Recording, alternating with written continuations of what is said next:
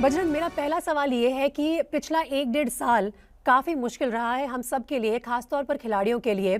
Tokyo Olympics भी 1 साल से ज़्यादा समय के लिए खिंच गए। इस दौरान कैसी रही है आपकी तैयारी? सबसे पहले तो मैं आपको बताऊँ जो कोविड की सिचुएशन चल रही है वो एक एथलीट के लिए नहीं सभी के लिए प्रॉब्लम है। और रेसलिंग के लिए तो और ज़्यादा प्रॉब्लम है क्योंकि हमारा कॉन्टैक्ट स्पोर्ट है। और हम्म। एक दूसरे के से डॉक्टर बोल रहे हैं कि भाई एक दूसरे के टच में ही होता है कोविड। तो हमें खुद को सेफ भी रखना है और अपनी तैयारी भी करनी है। और 1 साल का जो कोरोना में टाइम मिला है, तो उसका हमें और ज़्यादा फ़ायदा उठाना है क्योंकि सभी की ट्रेनिंग बंद थी कोविड में। और बजरंग, मैं आपके कुछ और इंटरव्यूज़ भी पढ़ रही थी, उसमें एक चीज़ जो आपने बार बार कही है वो ये है कि इस दौरान सबसे ज़्यादा मुश्किल आपको था स्पारिंग पार्टनर ढूंढना। वो क्या था तकलीफ? स्पारिंग पार्टनर आपको मिला या नहीं मिला? और दूसरी बात ये है कि इस समय में अपने वेट को भी कंट्रोल करना था, क्योंकि आपका जो स्पोर्ट है वो वेट स्पेसिफिक होता है, और कहीं अगर आप शूट अप कर लें या नीचे चले जाएं तो बहुत मुश्किल हो सकती है। स्पारिंग करते हैं, मैट पे ट्रेनिंग करते हैं तो हम 1 दिन में 2-3 किलो वेट कम कर लेते हैं ट्रेनिंग में, हम्म। एक ट्रेनिंग में। हम्म। और अगर हम स्पारिंग नहीं कर पाते तो अगर हम कोई भी ट्रेनिंग पावर की ट्रेनिंग करते हैं तो पावर की ट्रेनिंग जब भी करता है, चाहे कोई एथलीट है या कोई भी है, आम आदमी भी है, तो उसमें वेट गेन होता है। तो हम डाइट भी एक एथलीट के हिसाब से लेते हैं, ये नहीं कि भई हम एक बॉडी बिल्डर के हिसाब से लेते हैं। तो उन चीज़ों का फ़र्क पड़ता है जब तक हम मैट पे ट्रेनिंग नहीं करते, वेट को कंट्रोल रखना भी एक चुनौती होती है, क्योंकि अभी डे टू डे फाइट भी और वेट भी सेम डे है। हम्म। तो वो चीज़ें म मुश्किल है, तो उन चीज़ों को भी हमें ध्यान में रखना है, डाइट का भी पूरा ध्यान रखना है और स्पारिंग पार्टनर का भी, क्योंकि मैंने अभी एक प्लान बनाया था कि भई मैं ओलंपिक तक इंडिया में ट्रेनिंग करूँगा।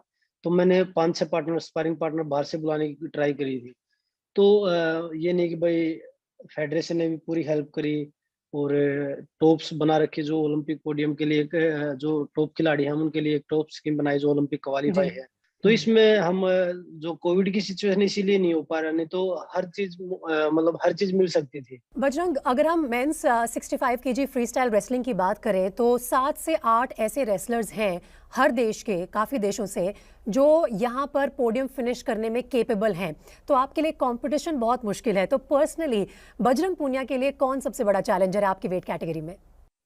देखिए, अभी मैं मेरे 65 में अगर आप देखें तो मतलब वर्ल्ड के जो जितने भी वेट हैं सबसे टफ टूर्नामेंट 65 का है। क्योंकि उसमें कोई भी अगर आप किसी से भी बात करेंगे तो कोई फेवरेट खिलाड़ी नहीं है कि भाई हाँ, ये हम चैंपियन बनेगा। क्योंकि हर वेट में 1-2 फेवरेट खिलाड़ी हैं सबके कि भाई ये चैंपियन बनेंगे। हम्म। तो 65 ऐसा है तो मैं मेरा मानना है चाहे किसी के भी साथ बाउट हो, क्योंकि अपनी कंट्री से जो भी आता है, जो क्वालीफाई 16 खिलाड़ी पहले 20 क्वालीफाई करते थे, अभी कम करके 16 क्वालीफाई कर रहे हैं। और 16 के 16 में सब ये आएँगे कि भाई हम मेडल जीत के लेके आए अपनी कंट्री के लिए।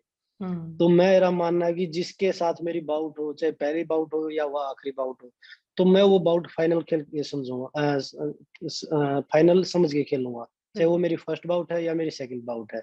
तो मेरा मानना ये है कि मैं अपनी तरफ से बेस्ट करूँ, चाहे वो किसी भी खिलाड़ी के साथ है।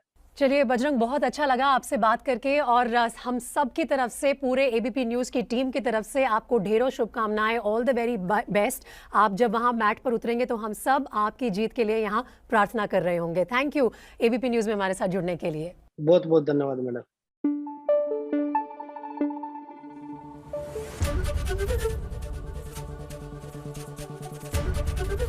एबीपी न्यूज आपको रखे आगे।